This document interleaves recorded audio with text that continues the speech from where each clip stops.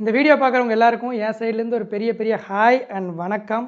So இன்றைக்கி June 22 எல்லாருக்கும் தெரிஞ்ச விஷயந்தான், நம்ம விஜய் அவர்களுடைய பிறந்தநாள். So happy birthday Vijay sir. First of all இது அவருக்கு 52nd பர்த்டே அண்ட் இது எனக்கு தெரிஞ்ச அவருக்குமே ஒரு ஸ்பெஷலான ஒரு பர்த்டேவாக இருக்கும். ஏன்னா நம்ம தமிழ்நாடு சீஃப் மினிஸ்டராக அவர் வந்து செலிப்ரேட் பண்ண போகிற ஃபர்ஸ்ட் பர்த்டே. ஸோ கண்டிப்பாக ஒரு ஸ்பெஷல் ஃபீலிங் இருக்கும்ல. பட் இந்த வீடியோவில் நான் வந்து இந்த சிஎம் விஜய் சாரை பற்றி எதுவுமே வந்து பேச போகிறது வந்து கிடையாது. இந்த ஆக்டர் விஜய் அப்படிங்கிறவர் மேலே எனக்கு இருக்கக்கூடிய ஒரு சில first or early childhood memories அப்படின்னு சொல்லலாம். அதை தான் வந்து உங்கள் கூட ஷேர் பண்ணலாம் அப்படின்னு நினச்சேன். ஸோ வாங்க வீடியோக்குள்ளே போகலாம். நம்ம சேனல் நம்ம போஸ்ட் பண்ண முந்தைய வீடியோஸ் பார்த்த நம்ம நண்பர்களுக்கு வந்து தெரிஞ்சிருக்கும் நான் ஒரு பக்காவான அஜித் சார் ஃபேன் அப்படின்றது. ஆனால் 2007 பில்லா அப்படிங்கிற ஒரு படத்தை பார்த்ததுக்கப்புறம் தான் நான் வந்து அஜித் சார் ஃபேனை அப்படியே மாற ஆரம்பித்தேன். அவருடைய படங்கள் அதிகமாக ஃபாலோ பண்ண ஆரம்பித்தேன். அப்போ வந்து நான் 7th ஸ்டாண்டர்ட் படிச்சுட்டு இருந்தேன். அதுக்கு முன்னாடி வரைக்கும் பார்த்தீங்கன்னா நானுமே ஒரு வெறித்தனமான ஒரு விஜய் சார் ரசிகனாக தான் வந்து இருந்தேன். அதுக்கு வந்து ஒரு முக்கிய காரணம் வந்து எங்கள் அப்பா அம்மா அப்படின்னு கூட வந்து சொல்லலாம். என்னென்னு வந்து பார்த்தீங்கன்னா, அப்போல்லாம் வந்து என்ன சின்ன வயசில் அதிகமாக வந்து தேட்டர்ஸுக்கு வந்து கூட்டிகிட்டு போக மாட்டாங்க. ஒரு வருஷத்துக்கே ஒரு 2 அல்லது 3 படங்கள் கூட்டிகிட்டு போனாலே அதிசயம், அந்த மாதிரி தான் வந்து இருக்கும்.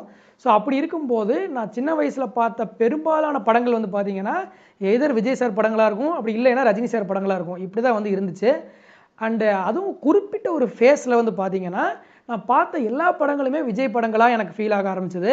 பார்த்தீங்கன்னா இந்த பிரியமானவளே, அடுத்து வந்து ஃப்ரெண்ட்ஸு, அடுத்து வந்து பத்ரி, இந்த 3 படங்களையுமே வந்து நான் தேட்டரில் பேக் டு பேக் வந்து நான் வந்து பார்த்துருக்கேன் ஒரு பீரியடில். ஸோ அப்போ என்னை பொறுத்த வரைக்கும் அந்த வயசில் ஹீரோ அப்படின்னாலே விஜய் அவர்கள் மட்டும்தாங்கிற மாதிரி தான் என் மைண்டில் வந்து அந்த வயசில் இருந்துச்சு.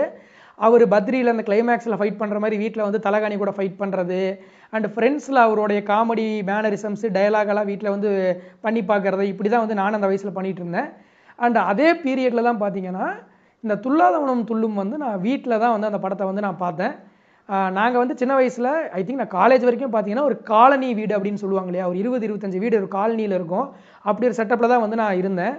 அப்போ எங்கள் வீட்டில் இந்த துள்ளாதவனம் துள்ளும் பார்க்கும்போது என்னுடைய ஒரு ஃப்ரெண்ட்ஸ் ஒரு 15-20 பேர் எங்கள் வீட்டில் தான் இருந்தாங்க. எல்லாருமே ஒன்றா தான் அந்த படத்தை வந்து டிவியில் பார்த்துட்டு இருந்தோம். அந்த லவ் போர்ஷனில் அந்த அளவுக்கு பெருசாக அந்த வயசில் கனெக்ட் ஆச்சான்னு எனக்கு ஞாபகம் இல்லை. ஆனால் சாங்ஸ் எல்லாம் வந்து கேட்டோன்னே ரொம்ப ரொம்ப பிடிக்க ஆரம்பிச்சிருச்சு. அண்ட் அதுவும் குறிப்பாக அந்த போஸ்ட்மேன் ஒருத்தர் அந்த படத்தில் பார்த்தீங்கன்னா ஊர்லேருந்து வருவார்.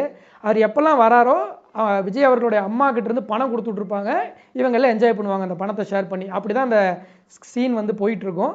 ஒரு குறிப்பிட்ட டைம் அந்த போஸ்ட்மேன் வருவார். அப்போ வந்து பணம் இல்லாமல் வந்திருப்பார். என்னன்னு கேட்கும்போது அந்த விஜய் கேரக்டருடைய அம்மா வந்து இறந்துட்டாங்கன்ற நியூஸ் வந்து அவர் சொல்லியிருப்பார். அப்போ வந்து விஜய் வந்து அந்த எமோஷன்ஸை கண்ட்ரோல் பண்ணிவிட்டு வீட்டுக்குள்ளே நேராக போய் இந்த கார்டன் செடிகள்லாம் வச்சுருப்பார். அங்கெல்லாம் அப்படியே பயங்கரமாக காற்றடிக்கும். அதெல்லாம் தாண்டி அப்படியே அந்த பாத்ரூம்குள்ளே போயிட்டு கதறி கதறி அழுவார். அப்படி ஒரு சீன் இருக்கும். அதை பார்க்கும்போது அந்த வயசில் என்னமோ தெரியல, எனக்குமே வந்து கண்ணில் அப்படியே கண்ணீர் வந்து பொத்துக்கிட்டு வருது. ஆனால் நான் சொன்னேன் இல்லையா, என் ஃப்ரெண்ட்ஸ் ஒரு 15-20 பேர் கூட உட்காந்து படம் பார்த்துட்டு இருக்காங்க. அவங்க மேலே அழுதா வேற மானக்கேடு, என்ன பண்ணுறதுன்னு தெரில. அவசரமாக பாத்ரூம் வருதுன்னு பொய்யை சொல்லிவிட்டு குடுன்னு ரெஸ்ட் ரூம்குள்ளே ஓடி போயிட்டு பக்கெட்டில் தண்ணியை நல்லா ஸ்பீடாக திறந்து விட்டுட்டு அப்படி கதறி நான் வந்து அழுதுருக்கேன் ரெஸ்ட் ரூமில். இன்னுமே எனக்கு அந்த மெமரிஸ் எல்லாம் வந்து கண்ணை மூடி யோசித்து பார்த்தா அவ்வளோ நல்லா ஞாபகம் வந்து இருக்குது. ஸோ என்ன தான் வந்து நம்ம அஜித் சார் ஃபேன் அப்படின்னு ஆயிட்டாலுமே எனக்கு தெரிஞ்சு ஒரு 10th ஸ்டாண்டர்ட்லேருந்து இப்போ வரைக்குமே எந்த ஒரு விஜய் சார் படங்களையுமே வந்து ஃபஸ்ட்டு டே 90% தவறாமல் ஃபஸ்ட் டே போய் பார்த்துருக்கேன். ரேராக தான் வந்து செகண்ட் டே தேர்ட் டேனே வந்து போகும். ஸோ என்ன தான் வந்து காலேஜ் வரைக்கும் நானுமே வந்து சண்டையெல்லாம் போட்டிருக்கேன், எங்கால் பெருசா உங்கால் பெருசா அப்படிலாம். பட் அது என்ன இருந்தாலுமே வந்து என்னுடைய கம்ஃபர்ட் வாட்ச் படங்கள் இல்லைன்னா நான் வந்து இந்த போர் அடித்தா சாப்பிடும்போது சும்மா பார்க்கலாம், போட்டுவிட்டு சும்மா உட்காந்து நம்ம ஏதாவது டைம் பாஸுக்கு பார்க்கலான்னு நினைக்கிற நிறைய படங்களில் வந்து விஜய் சார் படங்கள் இருந்திருக்கு. ஏன்னா வந்து நான் வந்து அந்த கமர்ஷியலான மசாலா படங்கள் வந்து ரொம்ப என்ஜாய் பண்ணி பார்ப்பேன்.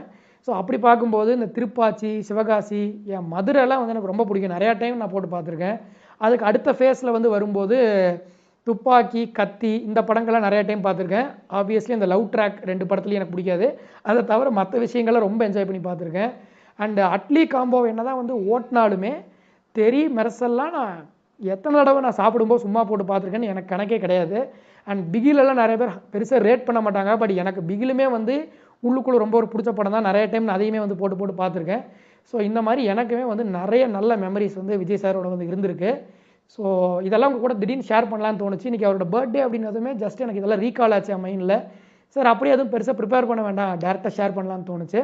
ஸோ உங்களுக்குமே வந்து ஒரு விஜய் சாரை பற்றி யோசிக்கும் போது ஒரு ஏர்லி சைல்டுஹுட்டில் ஃபர்ஸ்ட் சில மெமரிஸ் என்னெல்லாம் உங்களுக்கு ஞாபகம் வருதுங்கிறத மறக்காமல் வந்து கமெண்ட்ஸில் வந்து ஷேர் பண்ணுங்கள், நானும் வந்து படித்து தெரிஞ்சுக்கிறேன்.